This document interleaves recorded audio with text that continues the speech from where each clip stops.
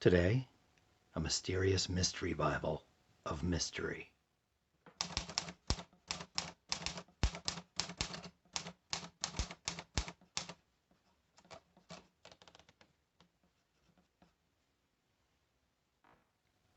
Hello everyone. A couple of introductory things here. I'm going to try to make it brief.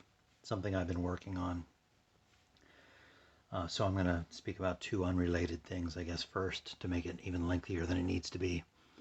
One, apparently I've reached 100 videos somehow. Don't know how that happened, but at some point in the last week or two, I made and posted my 100th video. What started out just as a way to pass the time during the lockdown, since I was spending so much time at home, turned into this. And two, I'm somewhere now north of 150 subscribers, which is wonderful. Shocking to me that there are enough people that are willing to put up with my schizophrenic fluctuating between various topics. I think I've settled into a pattern where I'm either going to be doing Bible or prayer book reviews, pencils, typewriters, or radios. If I'd focused on just one of those things, maybe I'd be in a better position. I don't know. But thanks to those of you that took the time to subscribe and watch things that maybe you don't even have any interest in, just out of general niceness. Thank you for that. Anyway, so that being said, I'm really working on keeping things brief. That's hard for me. I'm not really much of a talker, but you spend enough time alone in one room working from home, and it does things to you. So today, I'm looking at a Bible that I just picked up. Usually I wait and kind of get to know something a little while before reviewing it, but I just wanted to share this briefly. It's not a real full review, but I saw this at my local thrift, the one I go to all the time, my favorite thrift. And in the Bible section, it's been largely empty recently. I'm not sure why that is. I'm both hopeful and worried about that. I'm not sure what that might, what kind of trend that might represent. But I saw this and it immediately caught my eye for a number of reasons. It looks like a leather cover. It is otherwise, as near as I can tell, unmarked, and I think maybe has always been unmarked, unless somebody just did a really good job of removing gold print maybe from the spine or from the front. Oh, there's a little something here on the back I see now. I did not notice that before. There's a word that's been removed, or a number. It might be a production number, ISBN something impressed there that's mostly gone. You can see that I paid $1 for this, and I picked it up towards the end of April. I'm going to be releasing this probably still in April, maybe early May. I just want to get this one out there. But caught my eye for those reasons. It's my immediate thought was, well, they didn't. Maybe it's like an incognito Bible. They didn't want people to know it was a Bible. But then again, why cover it in brown leather or leather-like material? I can't tell whether this is a fake leather. It's kind of cracking a little bit here on this one seam. So it could be like a bonded or something of that nature, but it feels very nice. It's somewhat firm. So why cover it in that? There's no other books that one uses day to day other than maybe a fancy journal that would be covered in a material like that. So they didn't keep Bible or Holy Bible off of it for that reason. So anyway, saw it on the shelf in the Bible section, knew it must be a Bible or something Bible related, so picked it up. And this is what I found. It's quite used, you can see, which is pleasing to me. A little coffee spill here. Paper paste down, liner, more coffee spill. And I see that we have a Holy Bible NRSV. Let's back up for just a second here. Do a measurement, because you'll notice something odd about this. At least I did. I'd not seen anything like this before. It's almost a square. This don't know why I'm measuring in centimeters. So we've got what, 7 3/4 inches wide, and we have 8 1/4 inches tall. So almost a square. I would have guessed it was wider than it is tall just by looking at it, but maybe just because it seems so wide based on our expectations of what a Bible or a book should be shaped like. By way of comparison, here's a Revised Standard Bible.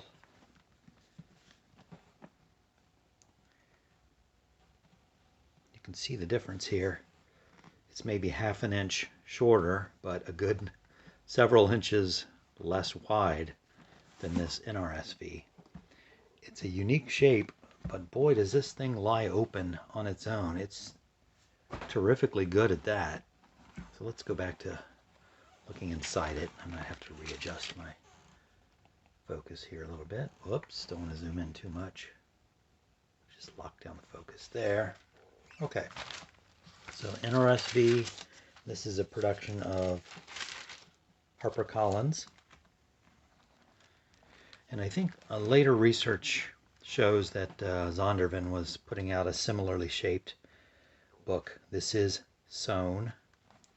It has head and tail bands that are striped like a brown and a cream color maybe. I was able to see stitching in here, so I know it's a sewn binding. Trouble with my exposure. Okay, so this is the NRSV XL Bible, copyright 2007 by Harper Collins, which I think they're affiliated with Zondervan maybe. I forget how they're all tied in, so that would kind of make sense as Zondervan has a similar Bible. Well, you can see the paper is thin, and there's some show through. There's the notes to the reader, Bruce Metzger, I think. Which is regarding the translation, which I'm not really going to talk too much about the translation, other than it seems to be some of the people, I guess they took the RSV and maybe let Mr. Peterson of the Message have a crack at it, or some 21st century theologians tweak at it with their pruning shears a little bit. I don't know. A lot of people like the translation. I don't know enough about it to speak about it. Although Mrs. Moving About, when I brought this home last evening, started looking through it, and she really likes it. I think because of the layout, one, but also, was reading some of the renderings in the translation and found them to her liking. So I think this will be Mrs. Moving About's Bible. Like the little detail there of the tree, or sunflower, or some such. New Revised Standard Version, we've got the books of the Old Testament, and right into Genesis. And so, I mean, immediately, Genesis 1, we've got it's lying perfectly flat open.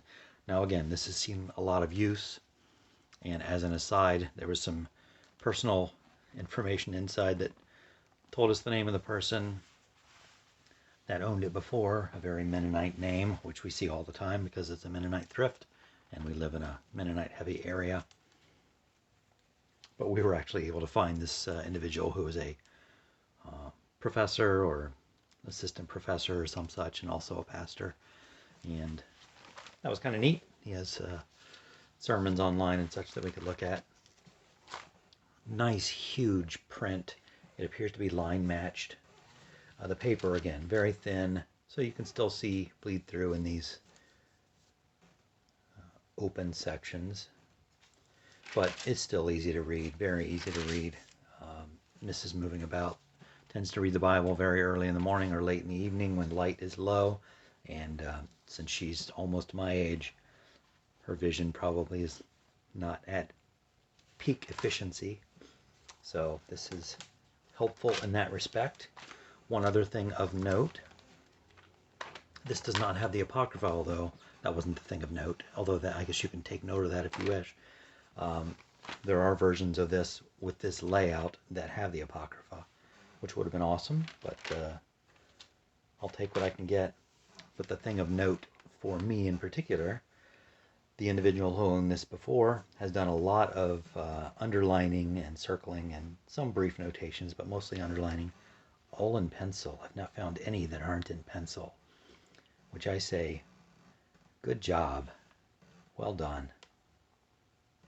So if I wish, or Mrs. Moving About wishes, she could erase those things. It might be easier rather than underlining passages that she wants to highlight, she could just erase the ones that she doesn't, and it might work out, because there's a lot of underlining here.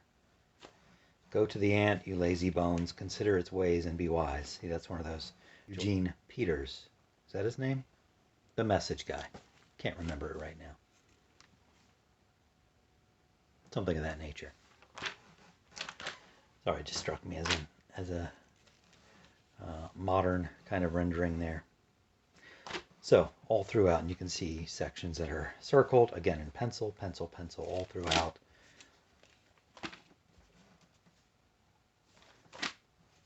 So, very marked up, but in pencil.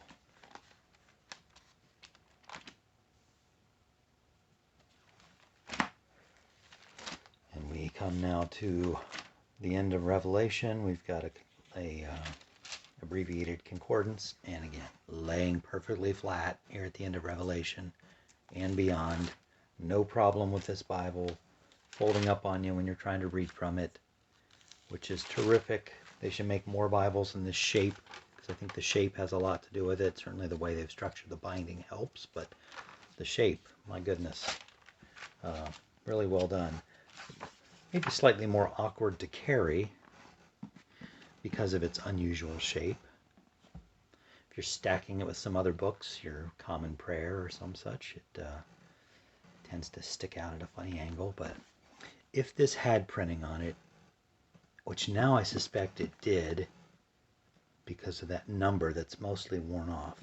So I'm thinking either he took great care to remove that, though for what purpose I can't even begin to imagine, or it's just printed, or it was printed so poorly and lightly that it rubbed off in natural use, which I think is more believable based on the overall condition of the book. Anyway, I had been looking for a nice NRSV. I know several of my online community here like that translation quite a bit, so I am jumping in that bandwagon, at least to give it a good look, and I am now the owner of an NRSV. So, what's your opinion? What do you think? Was it a Bible in disguise type scenario? I don't have an explanation for why there is zero information on the book itself. But lovely the way they have it set up. Very easy to read. I'm a big fan of this. If it was in a translation that I use more frequently, the RSV, for instance, or something else, I'd be all over this. But I think we're going to keep it regardless, and Mrs. Moving About will find lots of use for it, I'm sure. Thanks for joining me today for this. What I thought was going to be brief ended up being, once again, longer than expected.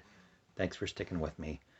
Thanks for those that have subscribed and end up watching things that maybe aren't their particular cup of tea. I appreciate that. Thanks for your support, for joining in the conversation, and hope to see you here again next time.